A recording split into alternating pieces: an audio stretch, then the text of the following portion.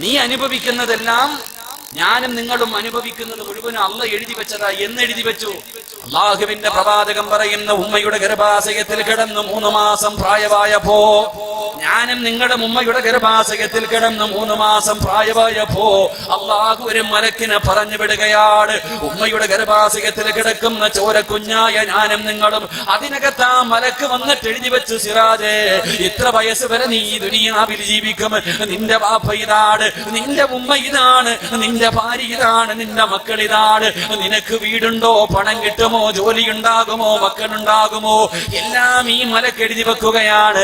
അവസാനം എഴുതി വെക്കുന്നു, സിറാജേ, ഇത്രാമത്തെ വയസ്സിൽ ഇന്ന സ്ഥലത്ത് കിടന്ന് നീ മരണപ്പെടും. ആ മരണപ്പെടുന്ന സമയത്ത് മുസ്ലിമായിട്ടാണോ കാഫിറായിട്ടാണോ മരിക്കുന്നത് വരെ സർവ്വതും ഈ മലക്ക് എഴുതി വച്ചിരിക്കുകയാണ്. ഇതനുഭവിക്കാതെ സിറാജിന് ഈ ലോകത്ത് നിന്ന് രക്ഷപ്പെടാൻ കഴിയില്ല. അതുകൊണ്ട് എന്റെ പ്രിയമുള്ളവരെ, ആരും കൂടോത്രം ചെയ്ത് വെച്ചത് കൊണ്ടല്ല നിനക്ക് ഈ ദുരിതങ്ങളൊക്കെ കടന്നു വരുന്നത്. എന്നിട്ടിങ്ങനെ ഉസ്താദന്മാര്, മന്ത്രവാദികള്, പൂജാരിമാര് വീടുകൾ കയറിയിറങ്ങിയിട്ട് പ്രതിവിധി തേടുന്നവരുണ്ടല്ലോ. എന്റെ പ്രിയമുള്ള സഹോദരങ്ങളെ, ഉസ്താദിന്റെ അടുക്കൽ വന്നിട്ട് പറയും, എന്റെ സമയം ശരിയാണോ, എന്റെ സമയം ശരിയാണോ? മന്ത്രവാദികളുടെ മുന്നിൽ പോയിട്ട് പറയും, എന്റെ സമയം ശരിയാണോ, ഒന്ന് നോക്കൂ ഉസ്താദ്. എന്റെ പ്രിയമുള്ളവരെ, ഈ ലോകത്ത് ഒരു മനുഷ്യനും ഒരു മനുഷ്യന്റെ സമയം പറയാൻ, ഒരു മനുഷ്യന്റെ ഭാവി പറയാൻ കഴിയില്ല.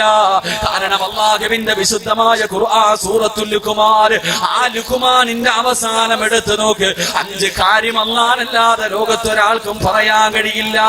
5 കാര്യങ്ങൾ അല്ലാഹുവിനല്ലാതെ ഒരു മനുഷ്യനും പ്രവചിക്കാൻ കഴിയില്ല. ആ 5 കാര്യങ്ങളിൽ ഒന്നാമത്തെ കാര്യം, ഇന്നല്ലാഹ ഇൻദഹു ഇൽമുസാ, ലോകം അവസാനിക്കുന്നതെന്നാണ്. അടയാളം പറയാനല്ലേ നമുക്ക് കഴിയൂ? ഒരു വെള്ളിയാഴ്ചയാണെന്നല്ലേ പറയാൻ കഴിയൂ? പക്ഷേ ഏത് മാസം, ഏത് വർഷം, ഏത് വെള്ളി എന്ന് പറയാ അല്ലാഹുവിനല്ലാതെ ലോകത്തൊരാളെ കൊണ്ട് കഴിയില്ല.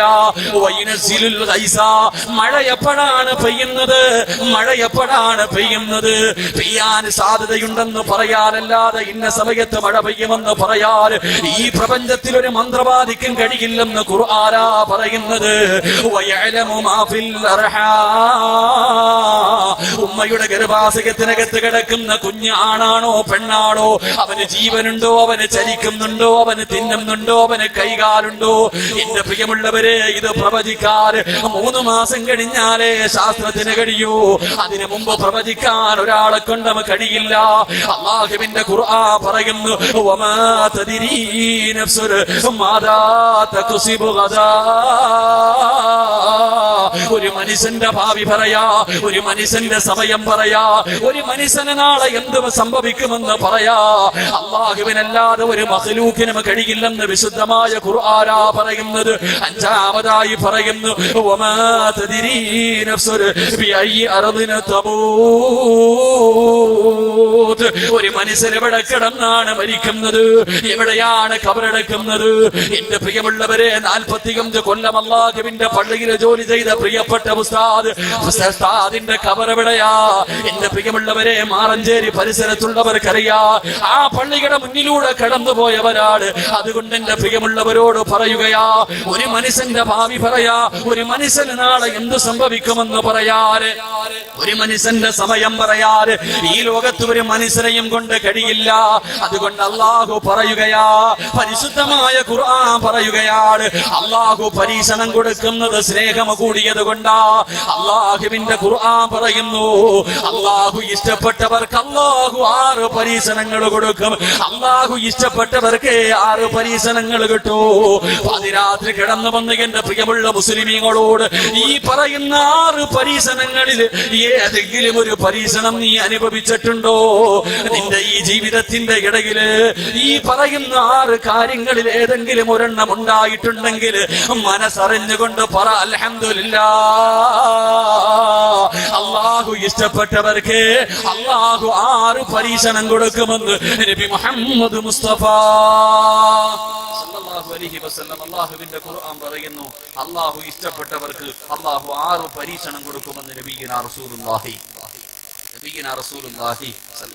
ഈ 6 പരീക്ഷണത്തിൽ ഏതെങ്കിലും ഒരെണ്ണമെങ്കിലും എനിക്കോ നിങ്ങൾക്കോ വന്നിട്ടുണ്ടെങ്കിൽ ഇവിടെ ഇരുന്നിട്ട് പറയണം, മനസ്സറിഞ്ഞിട്ട് സന്തോഷം കാരണം അൽഹംദുലില്ലാ, അല്ലാഹു ഈമാൻ നൽകി ഗ്രഹിക്കുമാറാകട്ടെ, അല്ലാഹു ഈമാൻ നൽകി ഗ്രഹിക്കുമാറാകട്ടെ.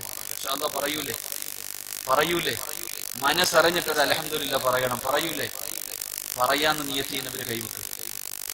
പ്രതിഫലം ഞാൻ പറയും, ഈ അൽഹംദുലില്ലയുടെ പ്രതിഫലം ഞാൻ അവസാനം പറഞ്ഞു തരും. അല്ലാഹു ഈമാൻ നൽകി ഗ്രഹിക്കുമാറാകട്ടെ. മന്ത്രം കൂടോത്രം ഉണ്ടോ ഇല്ലേ അതല്ല എന്റെ വിഷയം. അത് ചെയ്താ തന്നെ കൂടോത്രം ചെയ്താ വലിക്കുവോ വലിക്കില്ല അതല്ല എന്റെ വിഷയം. അത് ചെയ്താ ചെയ്യും, അത് ചെയ്താൽ കിട്ടും. അതുകൊണ്ടല്ലേ പറഞ്ഞത് അത് ചെയ്യാൻ പാടില്ലെന്ന്. അത് വൻപാപത്തിൽ എഴുതാൻ കാരണം അത് ചെയ്യാൻ പാടില്ല. ചെയ്തവനുള്ളത് അള്ളാഹ് കൊടുക്കാന്ന് പറഞ്ഞു. നീ എന്തിനാ വിഷമിക്കണം? കൂടോത്തരം ചെയ്യുന്നവനുള്ള പ്രതിഫലം കൊടുക്കാന്ന് അള്ളാഹ് ഏറ്റിട്ടുണ്ട്. നിന്റെ വിധിയെ അത് അനുഭവിക്കൽ, നീ അനുഭവിക്ക്. ഇനി നിനക്ക് എന്ത് സംഭവിച്ചാൽ അതിന്റെ ഉത്തരവാദിത്വം ഓന്റെ തലയില. നീ പേടിക്കണ്ട, ഓടി നടക്കണ്ടെന്ന് നബിയന റസൂലുള്ളാഹി. ഇനിയിപ്പോ ഇതിന് പ്രതിവിധി ഉണ്ടോ ഇല്ലേ അതും എന്റെ വിഷയമല്ല. പ്രതിവിധി ഉണ്ട്, അതിൻ്റെതായ വശം. പൈസ ഉണ്ടാക്കുന്ന പ്രതിവിധിയല്ല, ഖുർആൻ മാത്രമേ അതിന് പ്രതിവിധിയുള്ളൂ. പരിശുദ്ധമായ ഖുർആൻ ഓതുക, ദിക്റുകൾ പറയുക, ഇത് രണ്ടുമേ അതിന് പ്രതിഫലമുള്ളൂ. മുട്ട കുഴിക്കലോ തേങ്ങ ഇറക്കലോ അതൊന്നും ഇതുമായി ബന്ധപ്പെട്ട വിഷയമല്ല. ഞാൻ അതിന് പോയിട്ടുമില്ല, എനിക്ക് അറിയത്തുമില്ല. ഒറ്റ ഹദീസ് അള്ളാഹുവിന്റെ റസൂലിന്റെ പ്രിയപ്പെട്ട ഭാര്യ റിപ്പോർട്ട് ചെയ്ത ഹദീസിൽ കാണാം, ആരെങ്കിലും മന്ത്രവാദിയുടെ മുന്നിൽ, പൂജാരിമാരുടെ മുന്നിൽ, ജ്യോതിശാലയത്തിന്റെ മുന്നിൽ ആരെങ്കിലും നോക്കാൻ പോയാൽ അവന്റെ 40 ദിവസത്തെ ഇബാദത്ത് അല്ലാഹു സ്വീകരിക്കില്ല, അവന്റെ ദുആ അല്ലാഹു സ്വീകരിക്കില്ലെന്ന് നബിയുനാ റസൂലുള്ളാഹി. പോയാ മതി, നോക്കാൻ പോയാ മതി. 40 ദിവസത്തെ നിന്റെ അമലോ ദുആയോ സ്വീകരിക്കില്ല. അള്ളാന്റെ റസൂലിന്റെ ഭാര്യ കൂടിയ ഹദീസ. അതുകൊണ്ട് അള്ളാഹു നമുക്ക് ഈമാൻ നൽകി ഗ്രഹിക്കുമാറാകട്ടെ. അതുകൊണ്ട് അള്ളാഹു ഇഷ്ടപ്പെട്ടവർക്ക് അള്ളാഹു 6 പരീക്ഷണം കൊടുക്കും. 6 പരീക്ഷണങ്ങളിൽ ഒന്ന് അല്ലാഹുവിന്റെ വിശുദ്ധമായ ഖുർആൻ പറയുന്നു, വലനബ്ലുവന്നകും ബിശൈഇൻ മിനൽ ഖൗഫി വൽ ജൂഇ വനഖ്സിൻ മിനൽ അംവാലി വൽ അൻഫുസി വസമറാത്ത് വബശിരി സാബിരീൻ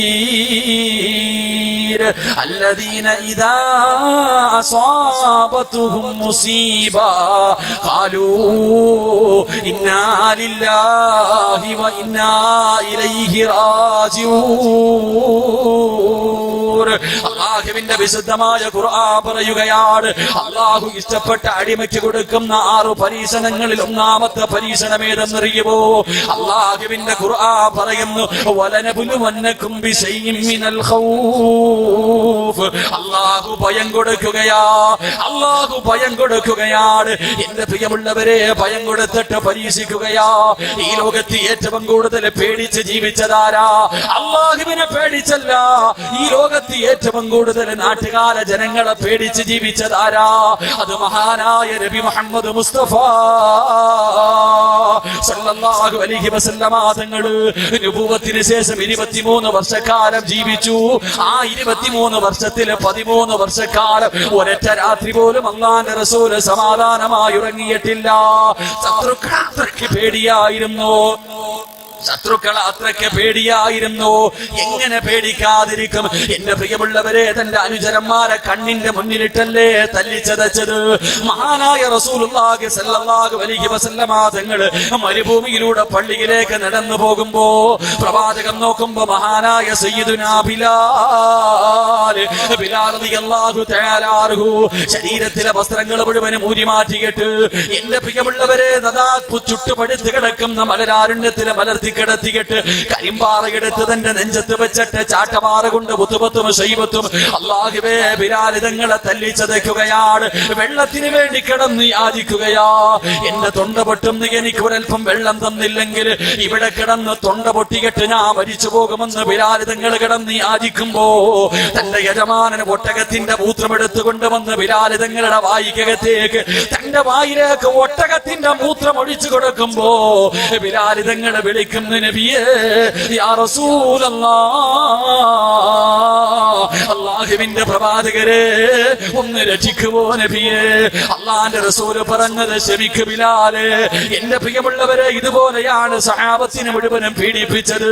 ലോകത്തിന്റെ നേതാവ് മക്കയിൽ നിന്ന് മദീനയിലേക്ക് ഹിജ്റ പോകുന്ന രാത്രിയുണ്ടല്ലോ, റസൂലുള്ളാഹിയുടെ വീട് മുഴുവനും ആയുധങ്ങൾ പിടിച്ചിട്ട് ശത്രുക്കൾ മുഴുവനും വളർന്നിരിക്കുകയാണ്. വീടിനകത്ത് നിന്ന് വെളിയിലിറങ്ങിയ അല്ലാഹുവിന്റെ റസൂലിനെ വെട്ടിക്കൊല്ലുന്നതിന് വേണ്ടി ശത്രുക്കൾ മുഴുവനും തയ്യാറെടുത്തിരിക്കുമ്പോ കടന്നിരുന്ന സ്ഥലത്ത് മഹാനായ അലിയാരി തങ്ങളെ പിടിച്ചു കിടത്തിയിട്ട് ഒരു പിടി മണ്ണ് വാരിയിട്ട് പരിശുദ്ധമായ ഖുർആനിലെ സൂറത്തിലെ യാസീനിലെ ആയത്ത് ഓതിയിട്ട് ശത്രുവിന്റെ കണ്ണിന്റെ മുകളിലേക്ക് മുഖത്തിലേക്ക് വലിച്ചെറിഞ്ഞിട്ട് അല്ലാഹുവിന്റെ പ്രവാചകർ അതിനകത്ത് നിന്നിറങ്ങുകയാണ്. ശത്രുക്കളുടെ മുന്നിലൂടെ ഇറങ്ങി പോവുകയാ. നടന്നു പോകുമ്പോ മഹാനായ സയ്യിദുനാ അബൂബക്കർ സിദ്ദീഖ് റളിയല്ലാഹു തആല അൻഹു അല്ലാഹുവിന്റെ പ്രവാചകന്റെ കയ്യിൽ പിടിച്ചിട്ട് ചോദിക്കുന്നു, യാ റസൂലല്ലാഹ്, നടക്കല്ലേ നബിയേ, നടന്നു പോയാ അങ്ങയുടെ കാൽപ്പാടുകൾ പിന്തുടർന്നുകൊണ്ട് ഈ ശത്രുക്കൾ വന്ന് നബിയെ അങ്ങയെ പിടിക്കും നബിയേ, നടക്കല്ലേ, എന്റെ ചുമലിലേക്ക് കേറി നബിയേ, എന്റെ ചുമലിലേക്ക് കേറി നബിയേ. അല്ലാഹുവിന്റെ റസൂലിനെ തന്റെ ചുമലിലേക്ക് കയറ്റിയിട്ട് അബൂബക്കർ തങ്ങൾ നടക്കുകയാണ്. നമ്മൾ നടക്കുന്നത് പോലെയല്ല. ഒരു കാലുവെക്കും, എന്നിട്ടതിന്റെ വിപരീതമായി കാലുവെക്കും. ഇതുപോലെ മരുഭൂമിയിലൂടെ മുന്നോട്ട് നടന്നിട്ട് എന്റെ പ്രിയമുള്ളവരെ തിരിച്ചു നടന്നു വന്ന് പാടുകൾ മുഴുവനും മായിച്ചു കളയുകയാണ്. എന്നിട്ട് അല്ലാഹുവിന്റെ റസൂലിനെയും കൊണ്ട് എന്റെ പ്രിയമുള്ളവരെ നടന്ന് അവസാനം ഗുഹയ്ക്കകത്ത് പോയിട്ട് 3 ദിവസത്തോളം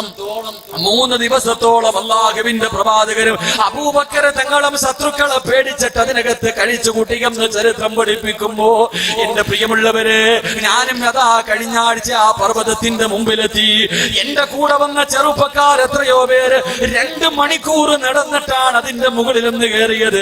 എന്നെ കൊണ്ട് കഴിഞ്ഞില്ല, എന്നെ കൊണ്ട് അതിന്റെ മുകളിൽ കയറാൻ കഴിഞ്ഞില്ല. കാരണം പോയതിലേറ്റവും ചെറുപ്പക്കാരൻ ഞാനായിരുന്നു. എന്നെക്കാളും പ്രായമുള്ളവര് പോലും 2 മണിക്കൂർ നടന്ന പർവ്വതത്തിന്റെ മുകൾ തട്ടിൽ പോയിട്ട് അല്ലാഹുവിന്റെ പ്രവാചകനും അബൂബക്കർ സിദ്ദീഖ് തങ്ങൾ വരുന്ന പുണ്യഗുഹയിൽ പോയി അല്ലാഹുവേ ദുആ ചെയ്തിട്ട് ഇറങ്ങി വരുമ്പോ എനിക്ക് പോലും സങ്കടം തോന്നിപ്പോയി. എന്റെ പ്രിയമുള്ളവരെ, അതുകൊണ്ട് അല്ലാഹു ഭയം തരുന്നത് നിന്നോടുള്ള ഇഷ്ടം കൊണ്ടാണ്. ശത്രുക്കളെ മുഴുവനും ഒരുമിപ്പിക്കുകയാണ്.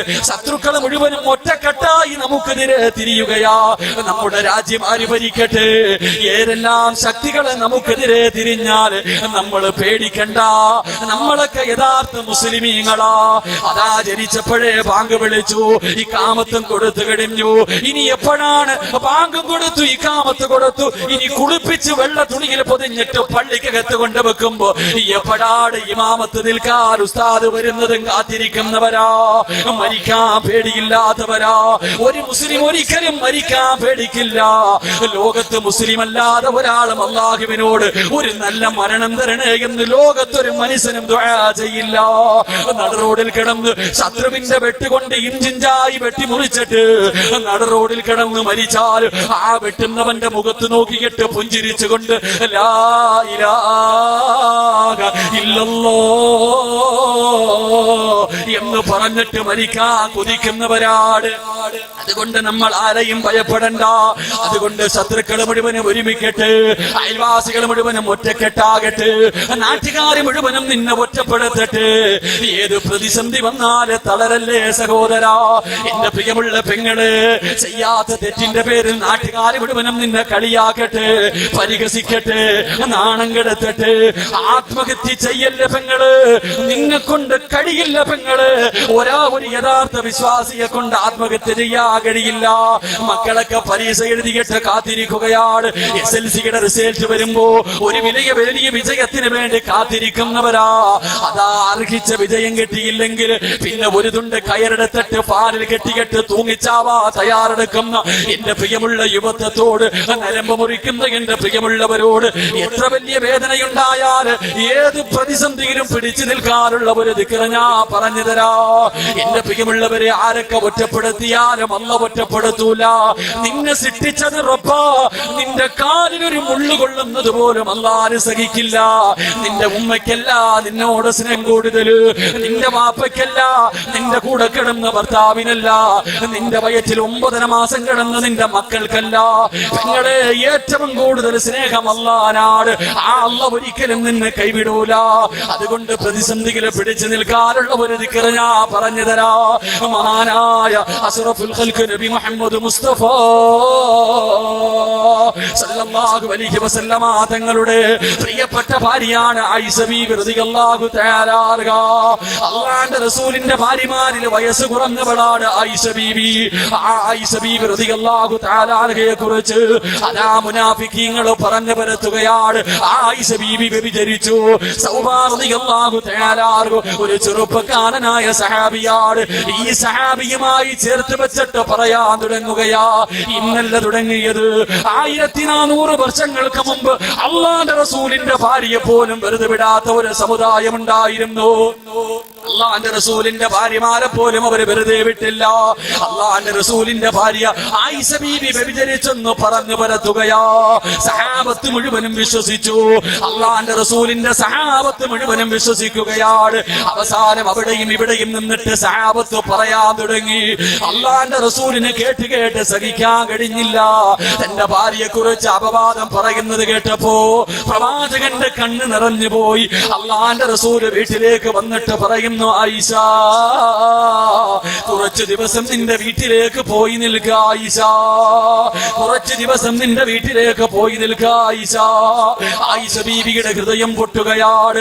ഭർത്താവ് വീട്ടിൽ നിന്ന് പറഞ്ഞു വിടുകയാണ്. ആയിഷ ബീവി കരഞ്ഞുകൊണ്ട് വീടിന്റെ വെളിയിലിറങ്ങുമ്പോ തന്റെ പ്രിയപ്പെട്ട വാപ്പയായ അബൂബക്കർ സിദ്ദീഖ് റളിയല്ലാഹു തആല അൻഹു വാപ്പയുടെ കയ്യിലേക്ക് തന്റെ പൊന്നുമോള് ഓടിച്ചെന്ന് കെട്ടിപ്പിടിച്ചു. എന്നിട്ട് പറയുന്ന, ഉപ്പാ, ഞാൻ വ്യഭിചരിക്കുമോ ഉപ്പാ? ഞാൻ അല്ലാഹുവിന്റെ റസൂലിന്റെ ഭാര്യയാണ്, ഞാൻ അല്ലാഹുവിന്റെ പ്രവാചകന്റെ ഭാര്യയാണ്. ഞാൻ എങ്ങനെ തെറ്റ് ചെയ്യുമോ? ഞാൻ വ്യഭിചരിക്കുമോ? തന്റെ പ്രിയപ്പെട്ട വാപ്പ മുഖത്ത് നോക്കിയിട്ട് പറയുന്നു, മോളെ ആയിഷ, വിശ്വസിക്കലല്ലാതെ വഴിയില്ല ആയിഷ, വിശ്വസിക്കലല്ലാതെ വഴിയില്ല ആയിഷ. ആയിഷ ബീബി റളിയല്ലാഹു തആല അൻഹ വാപ്പയുടെ കയ്യിൽ നിന്നിറങ്ങുകയാണ്. കരഞ്ഞുകൊണ്ട് ഓടിച്ചെല്ലുന്നത് തന്റെ പ്രിയപ്പെട്ട മാതാവിന്റെ മുന്നിലേക്കാ. മക്കളെ കരഞ്ഞ ഉമ്മയ്ക്ക് സഹിക്കുവോ? ആയിഷ ബീബി ഓടിച്ചെന്നിട്ട് തന്റെ പ്രിയപ്പെട്ട മാതാവിനെ കെട്ടിപ്പിടിച്ച് പൊട്ടിക്കരഞ്ഞുകൊണ്ട് അവിടെന്ന് പറയുന്ന, ഉമ്മാ, ഇവര് പറയുന്നത് കള്ളവാ, ഞാനങ്ങനെ ചെയ്തിട്ടില്ല.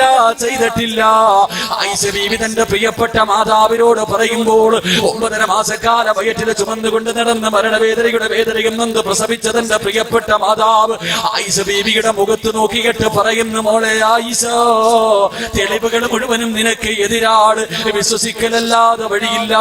വാപ്പ കൈയൊഴിഞ്ഞു, ഉമ്മ കൈയൊഴിഞ്ഞു, ഭർത്താവ് കൈയൊഴിഞ്ഞു. ഒരു നാട് മുഴുവനും വ്യഭിചാരിയെന്ന് മുദ്രകുത്തി. ആയിഷ ബീവി എന്ന 14 വയസ്സുകാരി പതറിയില്ല. ഒരു നാട് മുഴുവനും വ്യഭിചാരിയെന്ന് മുദ്രകുത്തികെട്ട് കളിയാക്കിയപ്പോഴും ഒറ്റപ്പെടുത്തിയപ്പോഴും 14 വയസ്സുള്ള ആയിഷ ബീവി പതറിയില്ല. പെങ്ങളെ തൂങ്ങി മരിച്ചില്ല, വിഷമെടുത്ത് കുടിച്ചില്ല, നരമ്പ് മുറിച്ചില്ല. പടച്ചവനെന്നെ കൈവിടില്ലെന്നുള്ള ഈമാൻ ആയിഷ ബീവിക്കുണ്ടായിരുന്നു. വീടിനകത്ത് കയറുകയാണ്, നിസ്കാരപ്പായിലിരുന്ന് കരയുകയാണ്. 14 ദിവസം കരഞ്ഞു. 15ാമത്തെ ദിവസം സുബഹി നമസ്കാരം കഴിഞ്ഞപ്പോ അല്ലാഹുവിന്റെ പ്രവാചകന് ചിരിക്കുന്ന മുഖത്തോടെ, അല്ലാഹുവിന്റെ റസൂല് ചിരിക്കുന്ന മുഖത്തോടെ ആയിഷ ബീവിയുടെ വീട്ടിലേക്ക് കടന്നു വരികയാണ്. ആയിഷ ബീവിയുടെ വീട്ടിലേക്ക് കടന്നു വരികയാ. അല്ലാഹുവേ, റസൂലിന്റെ മുഖത്തെ പുഞ്ചിരി കണ്ടിട്ട്, അല്ലാഹുവിന്റെ റസൂലിന്റെ മുഖത്തെ പുഞ്ചിരി കണ്ടിട്ട് ആയിഷ ബീവി റളിയല്ലാഹു തആല അൻഹ ഇറങ്ങി ഓടുകയാണ്. ഓടിച്ചെന്നിട്ട് അല്ലാഹുവിന്റെ റസൂലിനെ കെട്ടിപ്പിടിച്ചിട്ട് അവിടെന്ന് ചോദിക്കുന്നു, നബിയേ, ഖുർആനിൽ ആയത്തിറങ്ങിയോ നബിയേ? ആയിഷ തെറ്റ് ചെയ്തിട്ടില്ലെന്ന് ജിബ്രീൽ വന്നു പറഞ്ഞോ നബിയേ? അല്ലാഹുവിന്റെ ഖുർആനിൽ ആയത്തിറങ്ങിയോ നബിയേ? അല്ലാഹുവിന്റെ റസൂൽ പറയുന്നു, ആയിഷ, ഇന്നലെ ജിബ്രീൽ വന്ന ആയിഷ, ഖുർആനിൽ ആയത്തിറങ്ങി ആയിഷ, നീ തെറ്റുകാരിയല്ലെന്ന് അല്ലാഹു പറഞ്ഞു ആയിഷ. ആയിഷ ബീവി റസൂലുള്ളാഹിനെ കെട്ടിപ്പിടിച്ചിട്ട് അവിടെന്ന് പറയുന്നു, നബിയേ, എനിക്ക് ഉറപ്പായിരുന്നു നബിയേ, ഖുർആനിൽ ആയത്തിറങ്ങുമെന്ന് ജിബ്രീൽ 7 ആകാശം കിടന്ന് അങ്ങയുടെ മുന്നിൽ വരുമെന്ന് എനിക്ക് ഉറപ്പായിരുന്നു നബിയേ. ആ 14 വയസ്സുകാരിയുടെ ആത്മവിശ്വാസം കണ്ടിട്ട് അള്ളാന്റെ റസൂൽ ചോദിച്ച്, എന്തേ ആയിഷ, ഖുർആനിൽ ആയത്തിറങ്ങുമെന്ന് ജിബ്രീൽ വരുമെന്ന് അള്ളാഹു സഹായിക്കുമെന്ന് ഇത്ര ഉറപ്പെന്തേ ആയിഷ, ഇത്ര ഉറപ്പെന്തേ ആയിഷ? അവിടെന്ന് പറയുന്നു, യാ റസൂലല്ലോ, ഒരു നാട് മുഴുവനും എന്നെ ഒറ്റപ്പെടുത്തിയപ്പോ, എല്ലാവരും എന്നെ കൈയൊഴിഞ്ഞപ്പോ 14 ദിവസം നിസ്കാരപ്പായിലിരുന്നിട്ട് പറഞ്ഞത് ഒരേ ഒരു ദിക്റാ നബിയേ, ഒരേ ഒരു ദിക്റാ നബിയേ. അല്ലാഹുവിന്റെ റസൂൽ ചോദിച്ചു, ആ ദിക്റേതാ ആയിഷ? നിനക്ക് മനസ്സമാധാനം കിട്ടിയ, മനസ്സിന് ധൈര്യം കിട്ടിയ, അള്ളാഹു സഹായിക്കുമെന്ന് ഉറപ്പുള്ള ആ ദിക്റേതെന്ന് ചോദിച്ചപ്പോ ആയിഷ ബീവി ഒരു ദിക്ർ പറഞ്ഞു കൊടുക്കുകയാ. പതിരാത്രി ഒരുമിച്ച് കൂടി എന്റെ പ്രിയമുള്ളവരോട് എല്ലാവരും ഒറ്റപ്പെടുത്തുമ്പോ, ആരുമില്ലെന്ന് തോന്നുമ്പോ, ഒറ്റപ്പെട്ടു പോയെന്ന് നിനക്ക് തോന്നുമ്പോ, സഹിക്കാൻ കഴിയാത്ത വേദനയുണ്ടാകുമ്പോ 3 പ്രാവശ്യം മനസ്സറിഞ്ഞുകൊണ്ട്, 3 പ്രാവശ്യം മനസ്സറിഞ്ഞുകൊണ്ട് ഈ ദിക്റെന്ന് പറയാൻ കഴിയുമോ? അല്ലാഹുവിന്റെ റസൂലിനോട് ആയിഷ ബീവി പറയുന്നു, നബിയേ, ഹസ്ബുനല്ലാഹു നിഅമൽ വകീൽ, നിഅമൽ മൗലാ വ നിഅമൻ നസീർ. നിസ്കാരപ്പായിലിരുന്ന് കരഞ്ഞുകൊണ്ട് 14 വയസ്സുള്ള ആയിഷ ബീവി അല്ലാഹുവോട് പറയുന്നു, അല്ലാ, എന്നെ പടച്ചത് നീയാ അല്ലാ, സത്യം നിനക്കറിയാമല്ലോ, ആര് കൈയൊടിഞ്ഞാലും എനിക്കൊന്നുമില്ല, നീ എന്നെ കൈയൊഴിയല്ല അല്ലാ, എനിക്ക് നീയല്ലാതെ ആരുമില്ല പടച്ചവര്. എന്റെ വാപ്പയില്ല, എന്റെ ഉമ്മയില്ല, എന്റെ കൂടെ പിറപ്പില്ല, ഞാൻ പറഞ്ഞാൽ ഈ നാട്ടുകാര് വിശ്വസിക്കില്ല, എന്നെ സഹായിക്കണേ അല്ലോ എന്ന് പറഞ്ഞപ്പോ അല്ലാഹുവിന്റെ സഹായം കിട്ടിയെന്ന് നബി മുഹമ്മദ് മുസ്തഫ സല്ലല്ലാഹു അലൈഹി വസല്ലം. ഹസ്ബുനല്ലാഹു നിഅമൽ വകീൽ വ നിഅമൽ മൗലാ വ നിഅമൻ നസീർ. പ്രതിസന്ധിയിൽ പിടിച്ചു നിൽക്കാനുള്ള ദിക്ർ ഇതാണെന്ന് നബിയുനാ റസൂലുള്ളാഹി. അതുകൊണ്ട് ഏത് പ്രതിസന്ധിയിലും നമുക്ക് പിടിച്ചു നിൽക്കാൻ കഴിയണം. നാട്ടുകാർ മുഴുവനും ശത്രുക്കളാകും, അയൽവാസികൾ മുഴുവനും ശത്രുക്കളാകും. നമ്മുടെ രാജ്യം ആര് ഭരിക്കട്ടെ, ഏക സിവിൽ കോഡല്ല, ഏത് കോഡും വരട്ടെ, നമുക്കിപ്പോ എന്ത് പകച്ചാലിനെ കാത്തിരിക്കണം, നമുക്കിനിപ്പോ എന്ത് കോടും, കരിച്ചാലെന്ത്, വറുത്താലെന്ത്, പൊരിച്ചാലെന്ത്, നമ്മളൊക്കെ എന്തിനാ പേടിക്കണം? നമ്മളൊക്കെ 5 നേരം വിശ്വസിച്ചിട്ട് മരണവും കാത്തിരിക്കുന്നവരാണ്. അള്ളാഹു ഈമാൻ നൽകി നിഗ്രഹിക്കുമാറാകട്ടെ. അള്ളാഹു നമുക്ക് ഈമാൻ നൽകി നിഗ്രഹിക്കുമാറാകട്ടെ. അള്ളാഹു ഇഷ്ടപ്പെട്ടവർക്ക് അള്ളാഹു കൊടുക്കുന്ന 6 പരീക്ഷണങ്ങൾ. 1ാമത്തെ പരീക്ഷണം ഭയം കൊടുത്ത് പരീക്ഷിക്കുമെന്ന് നബിയുനാ റസൂലുള്ളാഹി. 2 വിശദീകരിക്കുന്ന സ്വമ തുടങ്ങിയ വളരെ പ്രയാസം ഇൻഷാ അല്ലാഹ്, അരമണിക്കൂർ മുഴുവൻ ഇൻഷാ അല്ലാഹ്. 2 ബക്കറ്റ് വിരിവാസം.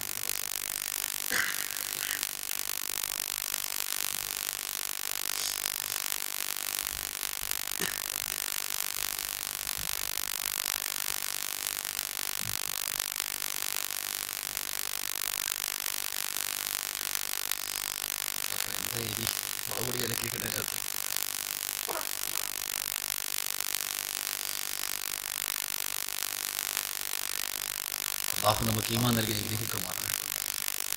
അള്ളാഹുവിന്റെ റസൂല് പറയുന്നു, 2 അള്ളാഹു ഇഷ്ടപ്പെട്ടവർക്ക് അനിയായി ഫാനൊന്ന് തിരിച്ചു വെച്ചതാണ്.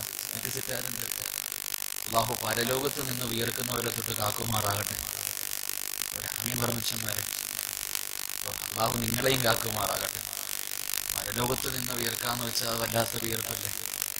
ഇങ്ങനെ വിയർപ്പ് മുങ്ങുന്ന അരവരെ, 4 വരെ, മുട്ടുവരെ, 5 വരെ, കഴുത്ത് വരെ, ചിലത് മുങ്ങിക്കിടക്കും. എല്ലാം ഓഫായ കുഴപ്പമില്ല.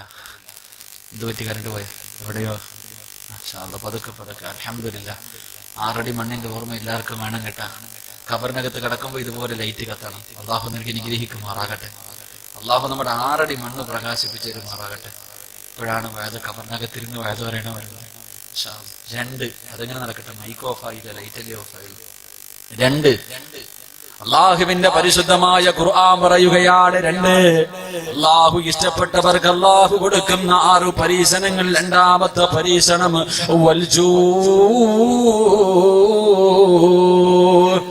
അള്ളാഹു വിശപ്പ് കൊടുത്ത് പരീക്ഷിക്കുകയാണ്, അള്ളാഹു പട്ടിണി കൊടുക്കുകയാണ്, അള്ളാഹു പട്ടിണി കൊടുക്കുകയാ. എന്റെ പ്രിയമുള്ളവരെ, ലോകത്തെ ഏറ്റവും കൂടുതൽ പട്ടിണി കിടന്നതാരാണ്? ഈ പ്രപഞ്ചത്തിൽ നമ്മളാരുമല്ല പട്ടിണി കിടന്നത്. ഈ ലോകത്തെ ഏറ്റവും കൂടുതൽ പട്ടിണി കിടന്നത് മഹാനായ നബി മുഹമ്മദ് മുസ്തഫ സല്ലല്ലാഹു അലൈഹി വസല്ലമ തങ്ങളായിരുന്നു. മുസ്ലിമായതിന്റെ പേരിൽ അള്ളാഹുവിന്റെ പ്രവാചകനെയും തന്റെ അനുചരന്മാരെയും ശൈബു അബീ താലിബ് എന്ന് പറയുന്ന മലഞ്ചരിവില് അള്ളാഹുവിന്റെ റസൂൽ സഹാബത്ത് അവിടെ പട്ടിണി കിടന്നത് 3 വർഷമായിരുന്നല്ലോ. 3 കൊല്ലമാണ് പട്ടിണി കിടന്നത്. അവസാനം തിന്നാൻ ഭക്ഷണമില്ലാതെ പച്ചില പറിച്ചിട്ട് തിന്നുകയാണ്. നമ്മുടെ വീട്ടിലെ ആടുണ്ടല്ലോ, ഇല തിന്നിട്ട് ആട് കാസിക്കുന്നത് പോലെ അള്ളാഹുവിന്റെ പ്രവാചകനും അനുചരന്മാരും ആട് കാസിക്കുന്നത് പോലെ, മൃഗങ്ങള് കാസിക്കുന്നത് പോലെ കാസിക്കുകയാ. എന്റെ പ്രിയമുള്ളവരെ, സഹാബത്ത് പറയുന്നുണ്ട്, ഇലയുടെ മുകളിലൂടെ നടന്നു പോയ പുഴുക്കളുണ്ടല്ലോ, ഇലയുടെ മുകളിലൂടെ നടന്നുപോയ പുഴുക്കളെ പോലും വിശപ്പ് കാരണം ഞങ്ങളടുത്ത് കടിച്ചു എന്ന് ചരിത്രം പഠിപ്പിക്കുമ്പോ, എന്റെ പ്രിയമുള്ളവരെ, പട്ടിണി എന്ന് പറഞ്ഞാൽ ഇതാണ്.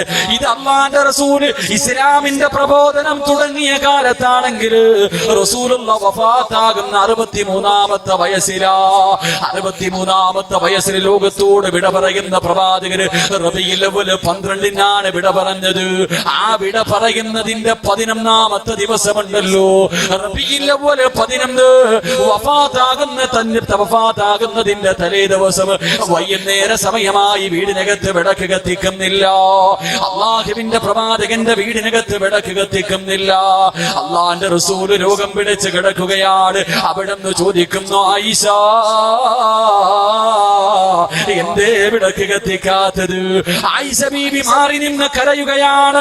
കാരണം വിളക്കിനകത്ത് ഒഴിക്കാനുള്ള എണ്ണയില്ല. അള്ളാന്റെ റസൂല് വഫാത്താകുന്നതിന്റെ തലേ ദിവസം റസൂലുള്ളാഹിയുടെ വീടിനകത്ത് വിളക്കിലൊഴിക്കാനുള്ള എണ്ണയില്ല. മാറി നിന്ന് കരയുകയാ. അള്ളാഹുവിന്റെ പ്രവാചകരോട് എണ്ണയില്ലെന്ന് പറഞ്ഞ റസൂലുള്ളാഹിയുടെ മനസ്സ് വേദനിക്കുമെന്ന് കരുതിയിട്ട് ആയിഷ ബീബി നിന്ന് കരയുകയാണ്. വീടിനകത്ത് വല്ലാത്ത ഇരുള് വന്നു. അവിടെന്ന് ചോദിച്ചു, ആയിഷ,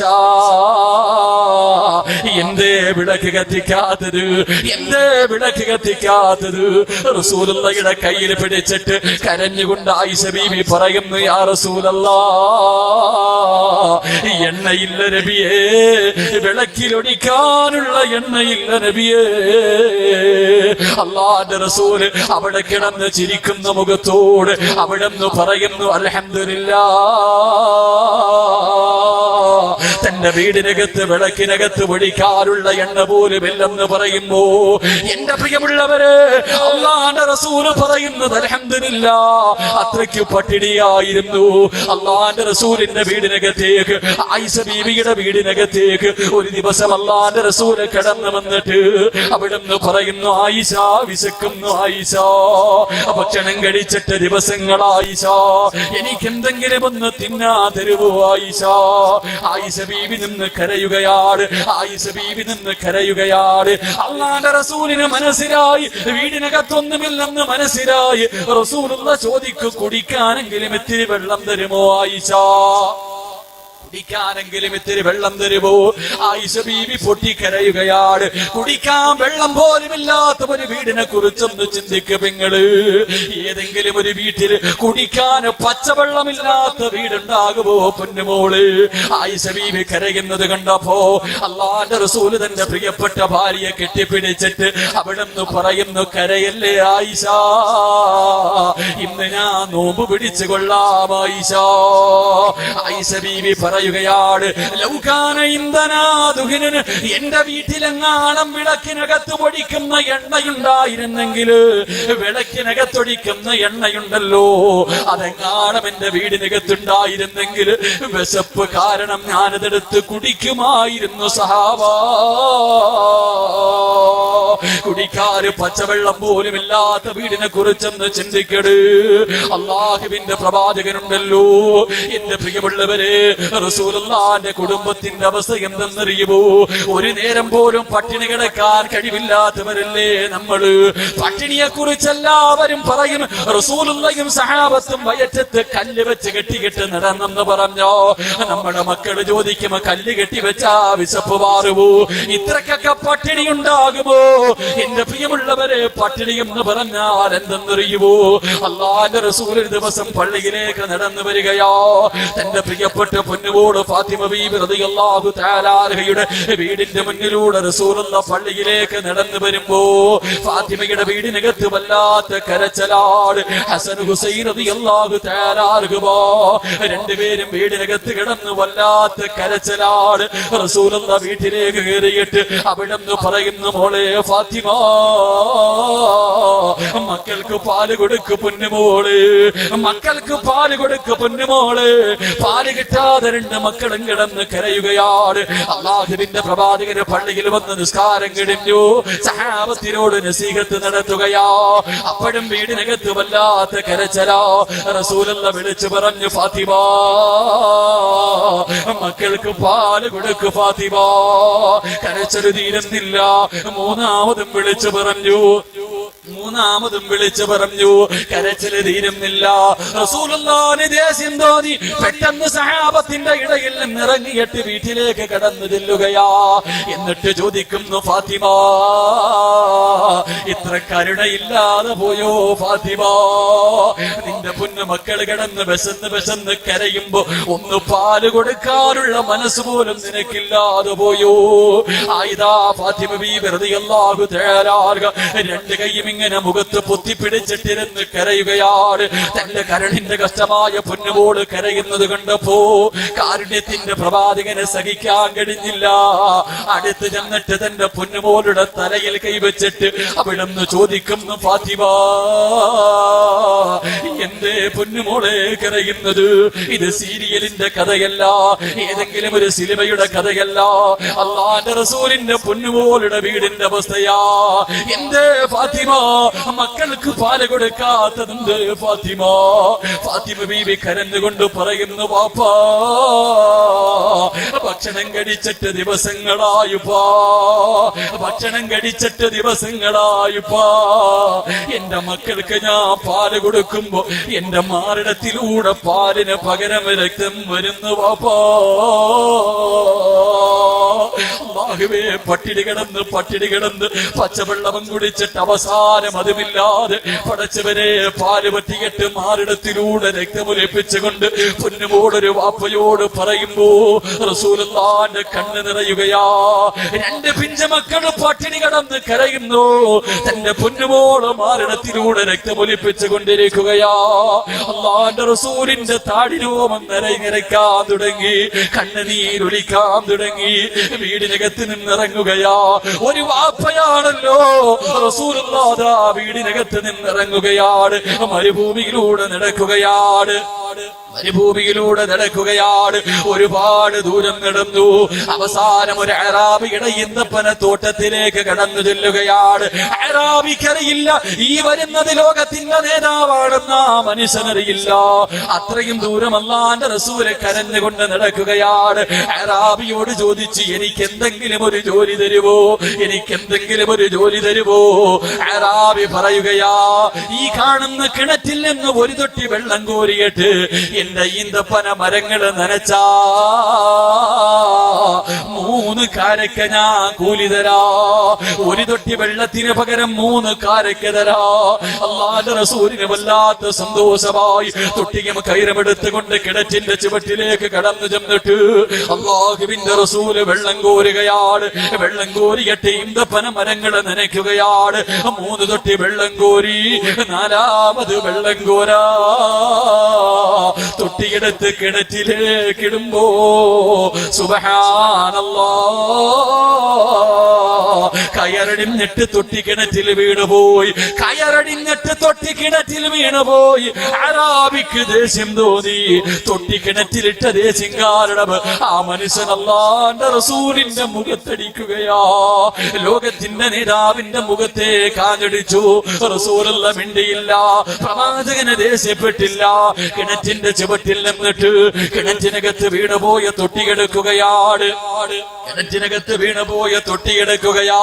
പ്രവാചകന് തൊട്ടിയെടുത്തിട്ട് അറാബിയുടെ കയ്യിൽ കൊണ്ട് കൊടുത്തിട്ട് ചോദിച്ചു, എന്റെ കൂലി എന്ന് തരുവോ? 3 തൊട്ടി വെള്ളം ഞാൻ കോരിയല്ലോ, എന്റെ കൂലി എന്ന് തരുവോ? അറാബി അത്ഭുതത്തോടെ നോക്കുകയാണ്. ഒന്ന് ദേഷ്യപ്പെടുന്നത് പോലുമില്ല. 9 കാരകയെടുത്ത് റസൂലുള്ളാഹിയുടെ കയ്യിൽ വെച്ച് കൊടുത്തു. തന്നെ തല്ലിയ മനുഷ്യന്റെ മുഖത്ത് നോക്കിയിട്ട് അല്ലാഹുവിന്റെ റസൂല് പുഞ്ചിരിക്കുകയാ. എന്നിട്ട് തന്റെ വീട്ടിലേക്ക് ഓടുകയാണ്. ലോകത്തിന്റെ നേതാവ് ഓടുകയാണ്. തന്റെ വീട്ടിലേക്ക് ഓടിച്ചെന്നിട്ട് വിശന്ന് തളർന്നു കിടന്ന് കരയുന്ന 2 മക്കളെ എടുത്ത് തന്റെ മടിയിൽ വെച്ചിട്ട് റസൂലുള്ളാഹിയുണ്ടല്ലോ കൊണ്ടുപോയ 9 കാരക്കയിൽ നിന്ന് അല്ലാഹുവിന്റെ റസൂൽ ഇങ്ങനെ പൊളിച്ചിട്ട് തന്റെ മക്കളുടെ വായിൽ വെച്ച് കൊടുക്കുകയാ.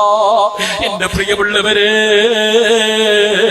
9 കാരക്കയിൽ നിന്ന് റസൂലുള്ളാഹി പൊളിച്ചിട്ട് തന്റെ മക്കളുടെ വായിലേക്ക് ഭക്ഷണം വെച്ച് കൊടുക്കുമ്പോ എന്റെ പ്രിയമുള്ളവരെ ആർത്തിയോടെ വലിച്ചു വാരി തിന്നുകയാ.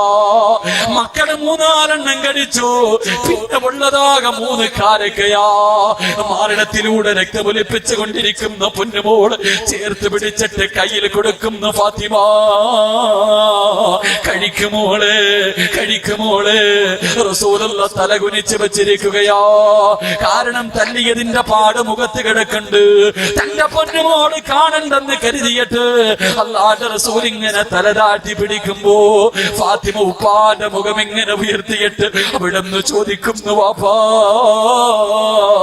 ആരാ തല്ലിയത്? മുഖത്ത് കൈയുടെ പാട് കാണുന്നല്ലോ. അവസാനം അല്ലാഹുവിന്റെ റസൂൽ അവിടെന്ന് പറയുന്നു, ഫാത്തിമ അറിയാതെ എന്റെ കയ്യിൽ നിന്ന് തൊട്ടിക്കിണറ്റിൽ വീണു പോയപ്പോ എന്റെ യജമാനൻ തല്ലിയതാ ഫാത്തിമ. അല്ലാഹുവിന്റെ റസൂല് കയ്യിൽ വെച്ച് കൊടുത്ത 3 കാരക്ക വെച്ചിട്ട്, എന്റെ പ്രിയമുള്ളവരെ, കാരക്ക നമ്മൾ കാണുന്നവരാണല്ലോ. 9 കാരക്ക എത്രയുണ്ടാകും? 9 കാരക്ക എത്രയുണ്ടാകും? എന്റെ പ്രിയമുള്ളവരെ, റസൂലുള്ളാഹിന്റെ കുടുംബത്തിന്റെ അവസ്ഥ ഇതായിരുന്നു. സ്നേഹമില്ലാത്തത് കൊണ്ടാണോ? അല്ലാഹുവിന് സ്നേഹമില്ലാത്തത് കൊണ്ടാണല്ലോ. സ്നേഹം കൂടിയത് കൊണ്ടല്ലേ അല്ലാഹുവിന്റെ റസൂലിന്റെ മുന്നിൽ ജിബ്രീൽ വന്നിട്ട് പറയുന്നു, നബിയേ, വയറ്റത്തെ കല്ല് വെച്ചിട്ട് കെട്ടിയിട്ട് വിശപ്പ് സഹിക്കാൻ കഴിയാതെ കിടന്നിട്ടുറക്കം വരാതെ എഴുന്നേറ്റ് നടന്നു പോകുന്ന റസൂലുള്ളാഹിയോട് ജിബ്രീൽ പറയുന്നു, നബിയേ, ഇങ്ങനെ നടക്കല്ലേ നബിയേ, കണ്ടിട്ട് സഹിക്കുന്നില്ല നബിയേ, ഒന്നനുവാദം തരുവോ? 7 കിലോമീറ്റർ ഉള്ള ഉഹദ് മല കാണിച്ചു കൊടുത്തിട്ട്, 7 കിലോമീറ്റർ നീളമുള്ള ഉഹദ് മല കാണിച്ചു കൊടുത്തിട്ട് പറഞ്ഞു, നബിയേ, സ്വർണമാക്കി തരാ, നബിയേ, സ്വർണമാക്കി തരാ. കൊണ്ട് നടക്കണ്ട നബിയേ, കൂടെ വരും നബിയേ. എവിടെ പോയാലും ഈ മല ഇങ്ങനെ പുറകിൽ നടന്നു വരും നബിയേ, സ്വർണമാക്കി തരട്ടെ. അല്ലാഹുവിന്റെ റസൂൽ പറഞ്ഞു, ജിബ്രീലേ, എനിക്ക് വേണ്ട ജിബ്രീൽ, എനിക്കൊരു പാവപ്പെട്ടവനെ പോലെ ജീവിക്കണം, ഒരു പാവപ്പെട്ടവനെ പോലെ മരിക്കണം, ഒരു പാവപ്പെട്ടവനെ പോലെ നാളെ പടച്ചവന്റെ കോടതിയിൽ ഒരുമിച്ച് കൂടണമെന്ന് നബി മുഹമ്മദ് മുസ്തഫ സല്ലല്ലാഹു അലൈഹി വസല്ലമ തങ്ങൾ പറഞ്ഞു തരുമ്പോ, എന്റെ പ്രിയമുള്ളവരെ, ഇതുപോലെ ഒരു പട്ടിണി നീ അനുഭവിച്ചിട്ടുണ്ടോ? നിന്റെ വീടിനകത്ത് ഇതുപോലെ ഒരു പട്ടിണി നീ അനുഭവിച്ചിട്ടില്ല.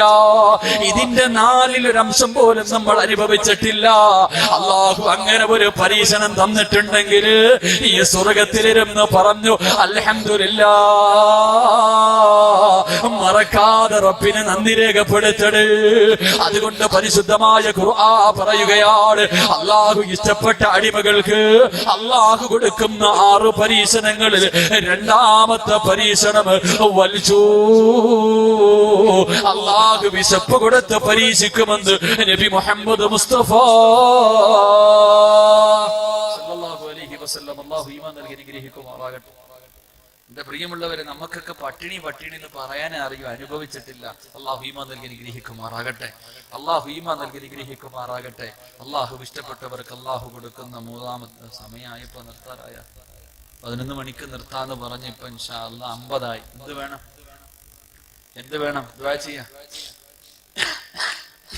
ദുആ ചെയ്യാം. ഇതപ്പോ പറയപ്പോ ഞാൻ 11 മണിക്ക് നിർത്താന്ന് പറഞ്ഞു. വാക്ക് പറഞ്ഞാൽ പാലിക്കണം, വാക്ക് പറഞ്ഞാൽ പാലിക്കണം. ഒറ്റ വാക്ക് പാലിക്കാത്തതിന്റെ പേരില നമ്മുടെ വാപ്പായെ അള്ളാഹു അടിച്ചിറക്കി വിട്ടത്. നമ്മുടെ വാപ്പയെയും ഉമ്മയെയും ഒരു വാക്കേ പറഞ്ഞത്, നിസ്കരിക്കണം എന്നല്ല പറഞ്ഞത്. ആ കാണുന്ന മരത്തിന്ന് പഴം തിന്നില്ല. വാപ്പായും ഉമ്മായും കൂടെ പോയി രണ്ടിനെയും പുറത്താക്കി, ഊടുതുണി പോലും കൊടുത്തില്ല. അള്ളാഹു ഈമാൻ നൽകി അനുഗ്രഹിക്കുമാറാകട്ടെ. പിന്നെ ഇപ്പൊ നമ്മുടെ അവസ്ഥ എന്താപ്പാ? ഇപ്പൊ എന്ത് വേണം നിങ്ങൾ പറ. എനിക്ക് ഈ 6 എണ്ണത്തിലും 3 എണ്ണമെങ്കിലും പറയണമെന്നുണ്ട്. നിങ്ങൾ ഇരുന്നാ ഒന്നും കൂടെ പറയും. എന്ത് വേണം പറയണമെന്ന് ഉസ്താദ് ബാക്കി കൂടെ പറയണമെന്ന് ആഗ്രഹമുള്ളവരൊന്ന് കൈവക്കിക്ക്. പൈസ പിരിക്കുമ്പോൾ ഇതുപോലൊന്ന് പൊക്കണം. പൈസ ഞാൻ ചോദിക്കും, അപ്പോഴിതുപോലൊന്ന് പൊക്കണം ഇൻഷാ അല്ലാഹ്. കേട്ടാ, കൊടുക്കൂലേ? അള്ളാന്റെ പള്ളിക്ക് വേണ്ടിയാ. നിനക്കെന്ത്? പെണ്ണുങ്ങള് മനുഷ്യന്മാരെ വഴുതൊന്നും വേണ്ട, ഒരു മനുഷ്യനെ നന്നാകാൻ മരിച്ച വീട്ടിൽ പോയാൽ മതി. അള്ളാഹു ഈമാൻ നൽകി അനുഗ്രഹിക്കുമാറാകട്ടെ. അള്ളാഹു ഈമാൻ നൽകി അനുഗ്രഹിക്കുമാറാകട്ടെ. മരിച്ച വീട്ടിൽ പോകുമ്പോഴേ ഒറ്റ ഒന്ന് കാര്യം നോക്കിയാൽ മതി. മരിച്ചവന്റെ ഭാര്യ പറയണ ഒരൊറ്റ ഡയലോഗ് കേട്ടാൽ മതി. നിങ്ങളൊക്കെ മരിച്ചുപോയി എന്ന് സങ്കല്പിക്കാം. അള്ളാഹു നല്ല മരണം നൽകി അനുഗ്രഹിക്കുമാറാകട്ടെ. ഓ, അള്ളാഹു നല്ല മരണം നൽകി അനുഗ്രഹിക്കുമാറാകട്ടെ. ഓ, ഇപ്പോഴൊന്നും തീരൂല എന്നാ വിചാരിക്കണേ. ഞാൻ അപ്പുറത്തെ പള്ളി വന്നപ്പോ മരണത്തിന്റെ 3 അടയാളം പറഞ്ഞു തന്നായിരുന്നു. കേട്ടില്ലേ?